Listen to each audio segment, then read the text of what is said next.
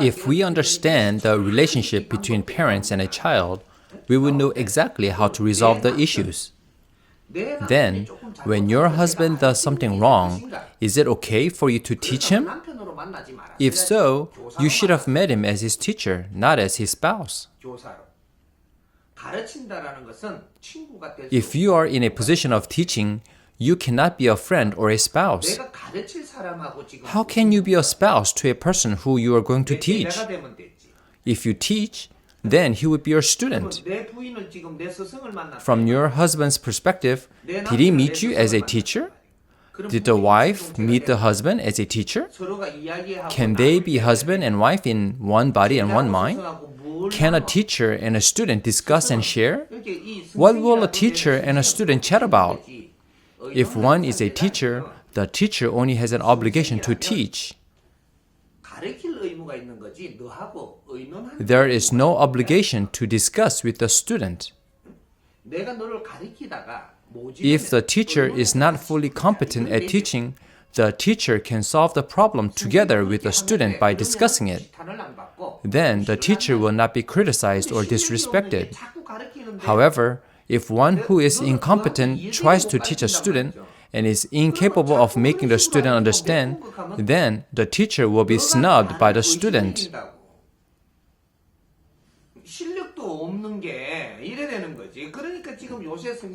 Students think teachers nowadays are incompetent. Why? Because they don't explain things in terms that students can understand. They keep trying to indoctrinate without making students comprehend.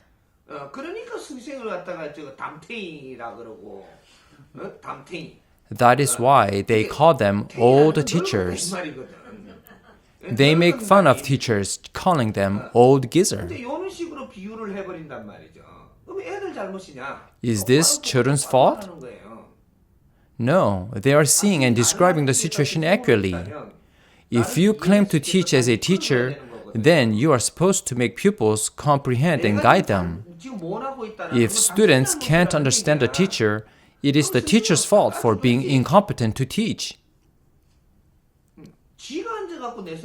When students do not have the right to change the teacher, and the teacher insists on one's authority as a teacher, this is violating students' rights. Then how should one behave in a marriage? A married couple should respect each other. When they respect each other's words and actions, they become a true married couple.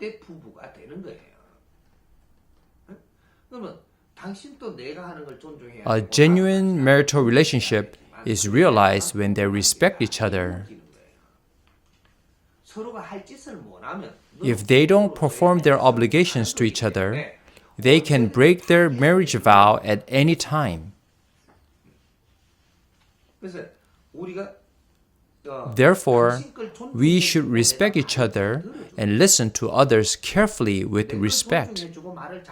Couples meet each other as husband and wife so that when the husband listens to the wife with respect, whatever the husband lacks will be made up by the wife's words and vice versa. However, if you are unable to solve your partner's problems, then it's not the partner's fault, but it's because you didn't listen well to your partner's words. If you didn't listen well to what your spouse is saying, then it means that you did not respect her. If you treat others with respect, then you can listen to them well. If you pay attention and listen well, then the answer lies therein. It may not be a grand answer for the future, but you would be able to give an answer your spouse needs at that moment. That is why we mix words with each other. The answer can be found in our conversation. By doing what? By listening to others with respect. The answer will be found within that conversation. That is why you are forming a relationship with others to mix your words with each other. If you are unable to give an answer, it is because you weren't listening with respect and didn't pay close attention to what they were saying. You can't find the answer that way. The other party has a right to speak, and you have a right to listen.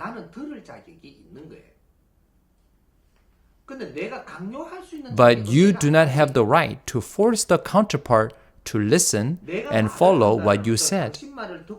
If you want to respond to what your partner said, you have to say it in a way the partner can understand. You shouldn't speak to them if you can't make them understand you. Why? Because you lack the ability to make them understand. You will be asking for trouble if you speak despite this. If you say words that others don't understand, you are asking for trouble. It causes the partner to get frustrated. If you don't say anything, they will not get angry or get frustrated. No suffocating energy will accumulate. For example, you say something, but your partner does not answer. You ask them to say something. You keep pressing him to say something. You said something first expecting to get a response. You keep on asking. Your partner answers. I have nothing to say because I don't have the answer. You say, oh, is that so? Then you will not be upset. But if you pretend to know the answer and make up some words to say anything, this will upset the partner. If you don't know, be humble and say, I'm sorry, I don't know enough to solve this. Then the partner will respond, not at all. There is nothing to be sorry about. I am the one who first asked. Then two of you will build mutual trust. When you don't have the answer to the issue, you should be humble. Then there will be no fight between the two of you or cause a conflict. However, if you pretend to know the answer and say something, you are giving an odd response, and the partner will feel awkward in the conversation. This miscommunication continues back and forth until the partner throws up their hands in frustration. There is no connection. This will upset the partner, and as this occurs a few more times, the relationship will become ugly.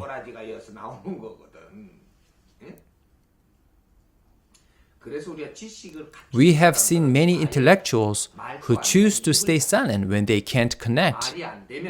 They shut their mouth if they can find a common ground. When intellectuals cannot relate with their spouses, they choose to stay quiet at home. If you enter an intellectual's home, it's very quiet inside.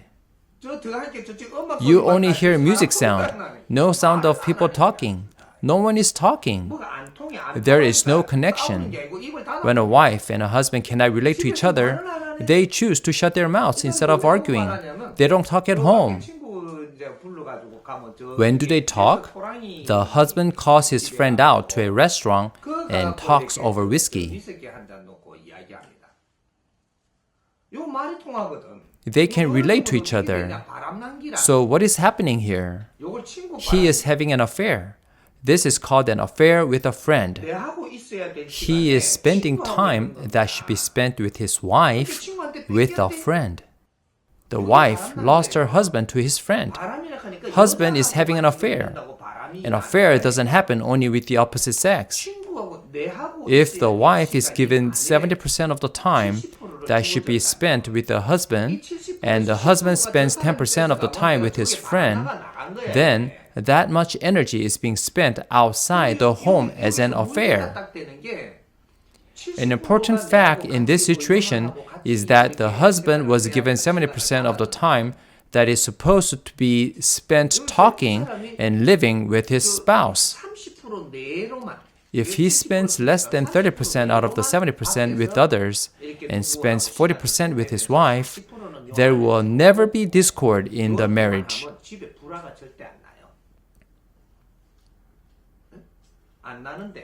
However, if he spends 40% with others and 30% with his wife because he's frustrated at home, a problem will begin to arise.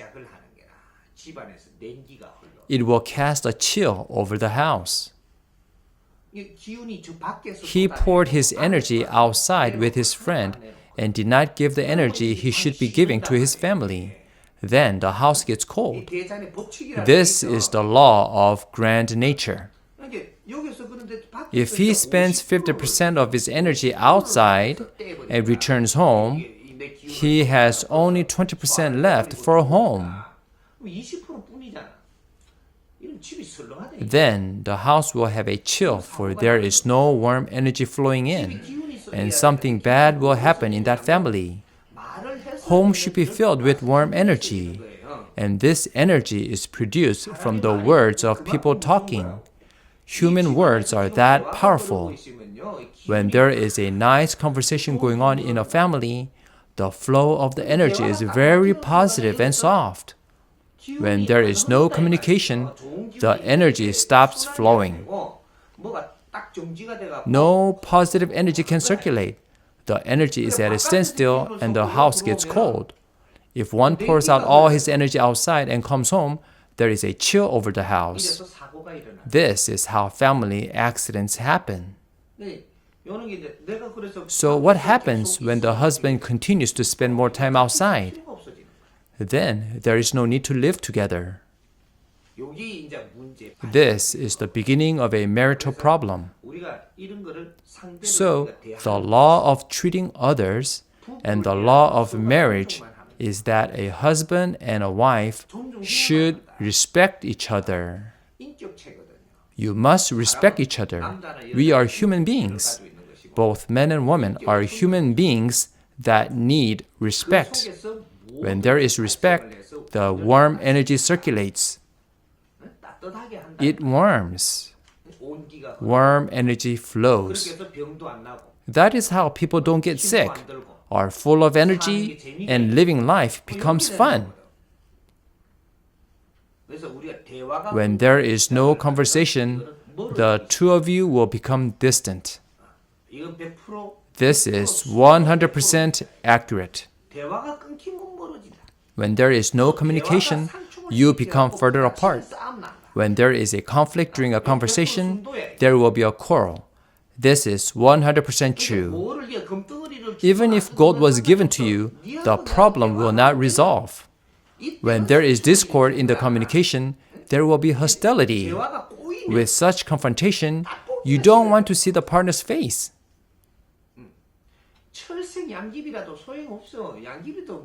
No matter how beautiful or handsome your partner is, it is useless if there is a lack of good conversation.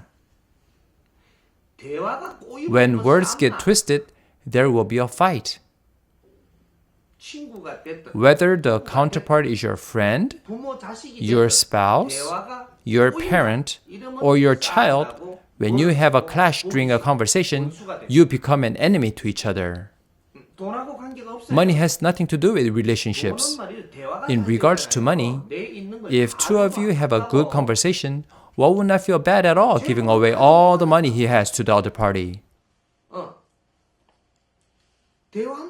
As long as there is good communication, he would not resent even if he has to give up his own body and his life as long as he can have that kind of a conversation in depth. You can even give up your life for it. How essential and daunting are conversations. All important matters of human affairs are determined by conversations. The law of having a proper conversation is to respect the individual. You must respect other people. As long as you respect others, the conversation will flow smoothly.